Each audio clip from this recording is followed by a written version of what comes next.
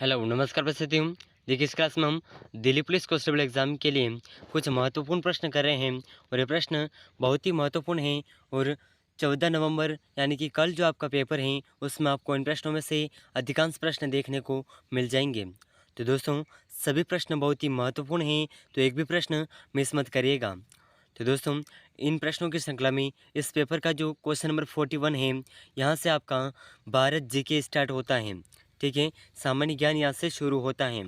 तो दोस्तों इस क्लास में हम सामान्य ज्ञान और कंप्यूटर जीके के कुछ महत्वपूर्ण प्रश्न करेंगे, जो प्रश्न आपके लिए बहुत ही हेल्पफुल साबित होंगे।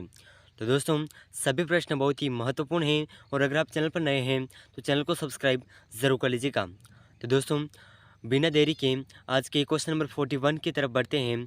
तो देखिए क्वेश्चन नंबर 41 है, किस युद्ध में बाबर ने राणा सांगा को हराया था? तो दोस्तों ऐसा कौन सा युद्ध था जिसमें बाबर ने राणा सांगा को हराया था?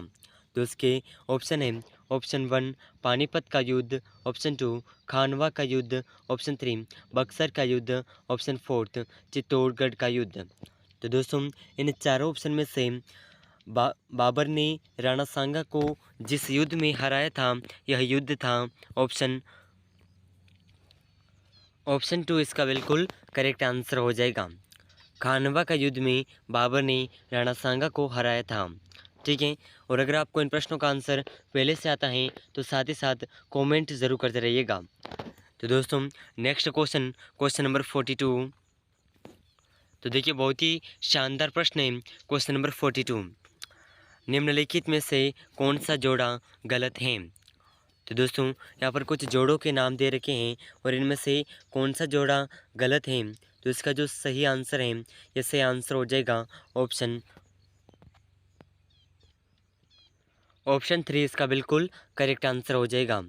नागार्जुन सागर कावेरी नदी के तट पर नहीं है, तो इसका ऑप्शन 3 इसका बिल्कुल करेक्ट आंसर हो जाएगा। दोस्तों समय बहुत कम है, इसीलिए हम जल्दी जल्दी सभी क्वेश्चन को देखते हैं। और दोस्तों ये जितने भी प्रश्न हैं ये सभी प्रश्न बहुत ही महत्वपूर्ण हैं, तो इन्हें आप एक भी प्रश्न को मिस मत करिएगा। ठीक है, तो अगला क्वेश्चन है क्वेश्चन नंबर 43। संसद के संयुक्त सत्र की अध्यक्षता कौन करता है? तो दोस्तों संसद के संयुक्त सत्र की अध्यक्षता कौन करता है? तो इसका ऑप्शन है सभापति। तो इस प्रश्न का जो सही आंसर है, ये सही आंसर हो जाएगा ऑप्शन नंबर 1। ठीक है, संसद के संयुक्त सत्र की अध्यक्षता सभापति करता है। ठीक है, तो ऑप्शन 1 इसका बिल्कुल करेक्ट आंसर हो जाएगा। तो अगला प्रश्न क्वेश्चन नंबर 44। तो देखिए बहुत ही महत्वपूर्ण प्रश्न है और ये अपने जीके यानी कि गणित का क्वेश्चन है। ठीक है, अभिव्यक्ति का। तो मानसिक योग्यता का प्रश्न है, बस का इंतज़ार करते हुए 20 मिनट के लिए 15 किलो का संदूक उठाने में किया गया कार्य है। तो दोस्तों बस का इंतज़ार करते हुए 20 मिनट के अंदर अंदर जो 15 किलो का संदूक उठाने में किया गया कार्य था, तो उस कार्य का जूल कितना होगा? ठीक है, तो इसके ऑप्शन है, option 1 300 joule, option 2 7.5 joule, option 3 30 joule, option 4 0 joule. तो इसका सही आंसर हो जाएगा, बस का इंतज़ार करते हुए 20 मिनट के लिए 15 किलो का संदूक उठाने में किया गया कार्य, इसका जूल है 0 जूल। ठीक है, तो ऑप्शन 4 इसका बिल्कुल करेक्ट आंसर हो जाएगा। तो नेक्स्ट क्वेश्चन, क्वेश्चन नंबर 45।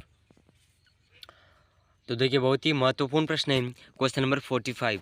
ठीक है, इस क्वेश्चन को आप ध्यान से देखिएगा, क्वेश्चन को समझना बहुत ही महत्वपूर्ण है। ठीक है, तो क्वेश्चन नंबर 45 है, उच्च न्यायालय अथवा सर्वोच्च न्यायालय द्वारा मौलिक अधिकारों के परिवर्तन या किसी अन्य उद्देश्यों से निर्मित की जाने वाली परमादेशों के प्रकारों की संख्या है। तो दोस्तों उच्च न्यायालय अथवा सर्वोच्च न्यायालय द्वारा मौलिक अधिकारों के परिवर्तन या किसी अन्य उद्देश्यों से निर्गमित की जाने वाली परमादेशों की प्रकारों की संख्या कितनी है? तो इसका जो सही आंसर है, यह सही आंसर हो जाएगा ऑप्शन 3 5 संख्या है। ठीक है, तो इसका ऑप्शन 3 बिल्कुल करेक्ट आंसर हो जाएगा। तो अगला प्रश्न क्वेश्चन नंबर 46। तो देखिए बहुत ही शानदार प्रश्न है क्वेश्चन नंबर 46।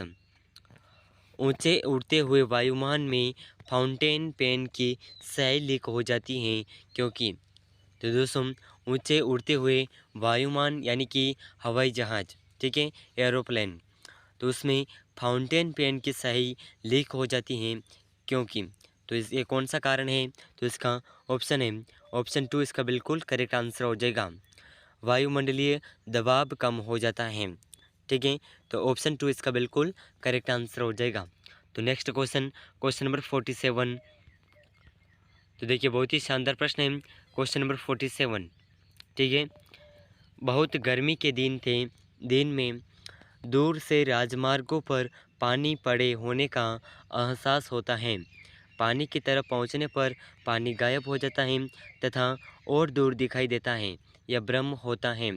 तो दोस्तों कभी कभी आपने बहुत ज़्यादा जब गर्मी पड़ती है गर्मी के दिनों में, उस समय आप किसी रोड पर जाते हैं, हाईवे रोड पर, ठीक है, और उस पर आप देखते हैं कि दूर दूर तक हमें कुछ रोशनी सी दिखाई देती है पानी की तरह। जिस तरह पानी समुद्र में पानी भरा होता है और वो पानी हिलता है, उसी तरह हमें दूर से कुछ दिखाई देता है और पास जाने पर वह गायब हो जाता है। तो दोस्तों यह भ्रम कौन सा होता है? तो इसका जो सही आंसर है, यह सही आंसर हो जाएगा ऑप्शन 2, ठीक है। प्रकाश के पूर्ण आंतरिक परावर्तन के कारण ऐसा होता है, ठीक है, तो इसे आप ज़रूर याद रखिएगा। तो नेक्स्ट क्वेश्चन है क्वेश्चन नंबर 48। तो देखिए बहुत ही महत्वपूर्ण प्रश्न क्वेश्चन नंबर 48, ठीक है। संतोष ट्रॉफी संबंधित है। तो दोस्तों संतोष ट्रॉफी कौन से खेल से संबंधित है? तो इसका जो सही आंसर है, यह सही आंसर हो जाएगा फुटबॉल से, ठीक है, तो ऑप्शन 1 इसका बिल्कुल करेक्ट आंसर हो जाएगा। तो अगला प्रश्न है क्वेश्चन नंबर 49। तो देखिए बहुत ही शानदार प्रश्न है क्वेश्चन नंबर 49। लोकसभा का सत्र न्यूनतम बुलाया जाता है। तो दोस्तों लोकसभा का सत्र न्यूनतम कितनी बार बुलाया जाता है? तो इसका जो सही आंसर है, ये सही आंसर हो जाएगा, यह वर्ष में 2 बार बुलाया जाता है, ठीक है, तो ऑप्शन 2 बिल्कुल करेक्ट आंसर हो जाएगा। तो अगला प्रश्न क्वेश्चन नंबर 15। तो देखिए बहुत ही महत्वपूर्ण प्रश्न है क्वेश्चन नंबर 15, ठीक है, इसे आप ज़रूर याद रखिएगा। तो देखिए क्वेश्चन नंबर 50 आपके सामने है, प्रकाश का वेग अधिकतम होता है। तो दोस्तों प्रकाश का वेग अधिकतम कब होता है? तो इसका सही आंसर हो जाएगा निर्वात में, ठीक है, तो ऑप्शन 3 बिल्कुल करेक्ट आंसर हो जाएगा। तो अगला प्रश्न क्वेश्चन नंबर 51। तो देखिए क्वेश्चन नंबर 51 आपके सामने है, कितने देश सार्क संगठन के सदस्य हैं? तो दोस्तों ऐसे कितने देश हैं जो सार्क संगठन के सदस्य हैं? तो इसका जो सही आंसर है, यह सही आंसर हो जाएगा 8 देश, ठीक है, तो ऑप्शन 3 बिल्कुल करेक्ट आंसर हो जाएगा। तो नेक्स्ट क्वेश्चन क्वेश्चन नंबर 52। तो देखिए बहुत ही महत्वपूर्ण प्रश्न है क्वेश्चन नंबर 52। कौन सा सिद्धांत यह वर्णित करता है कि जब एक पिंड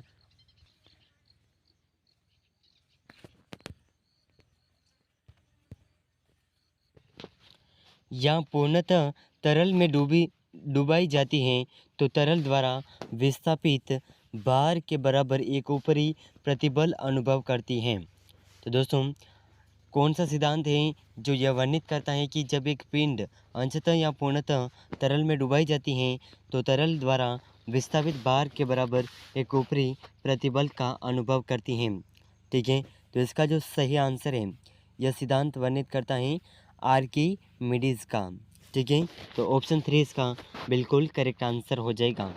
तो अगला प्रश्न क्वेश्चन नंबर 53, बहुत ही महत्वपूर्ण प्रश्न है, तो इसे आप ज़रूर याद रखिएगा।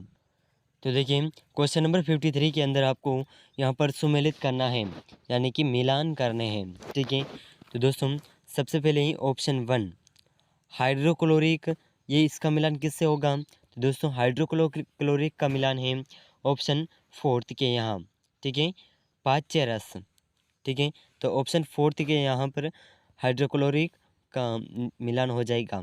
इसके बाद में है ऑप्शन बी एस्कॉर्बिक एसिड। तो दोस्तों इसका मिलान जो है यह मिलान ऑप्शन 3 के यहाँ पर हो जाएगा, विटामिन सी।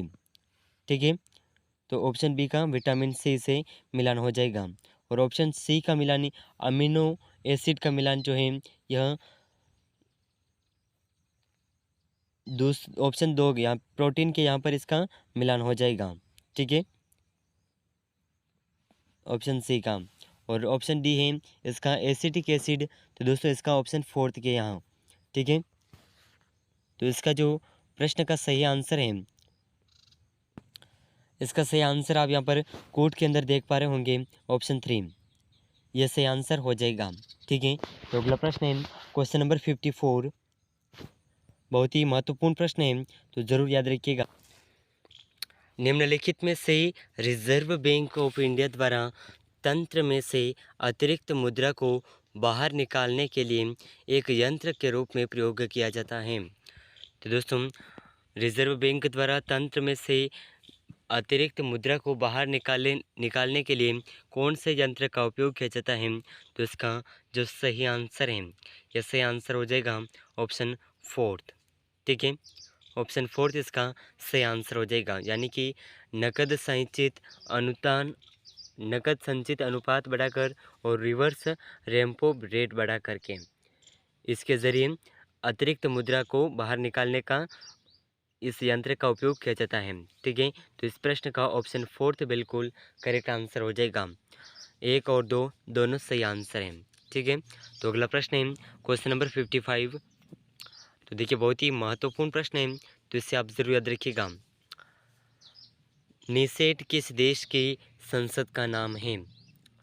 तो दोस्तों निसेट कौन से देश की संसद का नाम है? तो इसका जो सही आंसर है, यह सही आंसर हो जाएगा इजराइल। ठीक है, तो ऑप्शन 3 इस प्रश्न का बिल्कुल सही आंसर हो जाएगा। तो इसे आप ज़रूर याद रखिएगा, बहुत ही महत्वपूर्ण प्रश्न है। तो अगला प्रश्न क्वेश्चन नंबर 56। तो देखिए ASBA यानी कि एस्बा स्कीम किससे संबंधित है? तो दोस्तों इसका स्कीम जो संबंधित है यह है प्रारंभिक सार्वजनिक प्रस्ताव यानी कि इनिशियल पब्लिक ऑफर, इससे एस्बा स्कीम संबंधित है। ठीक है, तो इसे आप ज़रूर याद रखिएगा, बहुत ही महत्वपूर्ण प्रश्न है। तो अगला प्रश्न क्वेश्चन नंबर 57। तो देखिए बहुत ही शानदार प्रश्न है क्वेश्चन नंबर 57। 90 ईस्ट रीज कहाँ स्थित है? तो दोस्तों 90 ईस्ट रीज कहाँ पर स्थित है?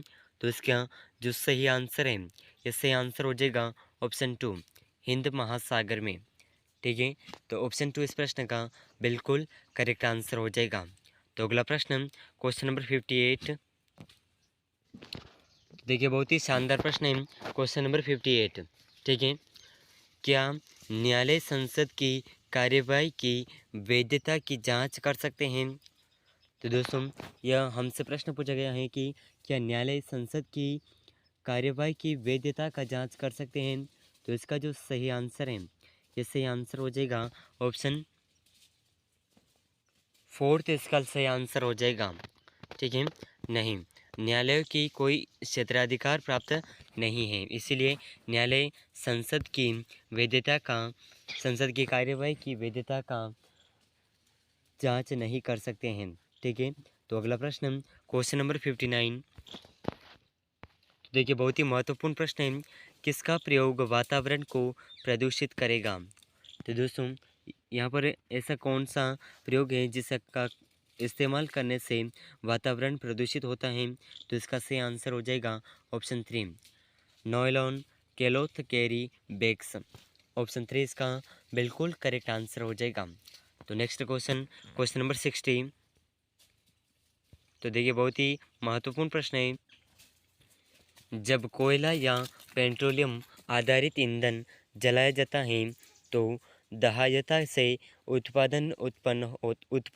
उत्पन्न होता है। इन ईंधनों के सभी उत्पादों के दहायता से निम्नलिखित में से कौन सा वातावरण को प्रभावित नहीं करता है। तो दोस्तों, जो वातावरण को प्रभावित नहीं करता है, ये कौन सा उत्पाद है? तो इसका जो सही आंसर है, ये सही आंसर हो जाएगा ऑप्शन 1 से आंसर हो जाएगा जल। ठीक है। तो दोस्तों, इस क्लास में हमने दिल्ली पुलिस कांस्टेबल एग्ज़ाम के लिए भारतीय सामान्य ज्ञान के कुछ महत्वपूर्ण प्रश्न किए हैं। इसमें अब तक दिल्ली पुलिस कांस्टेबल के जितने भी एग्ज़ाम हुए हैं, उन सभी परीक्षाओं में इन प्रश्नों में से सभी प्रश्न बार बार पूछे गए हैं और आपको 14 नवंबर यानी कि कल जो आपका एग्ज़ाम है, उसमें आपको इन प्रश्नों में से अधिकांश प्रश्न देखने को मिल जाएंगे। तो दोस्तों, कुल मिलाकर के ये प्रश्न जो हैं, ये आपके दिल्ली पुलिस कांस्टेबल के लिए बहुत ही हेल्पफुल साबित होंगे। तो इन सभी प्रश्नों में से आपके कितने प्रश्न सही हुए हैं, हमें कमेंट में ज़रूर बताइएगा। तो दोस्तों, अगर आप चैनल पर नए हैं तो चैनल को सब्सक्राइब ज़रूर कर लीजिएगा और इस क्लास को अपने दोस्तों के साथ शेयर ज़रूर करिएगा। तो मिलते हैं अगले महत्वपूर्ण प्रश्नों की क्लास में। तब तक के लिए जय हिंद, जय भारत।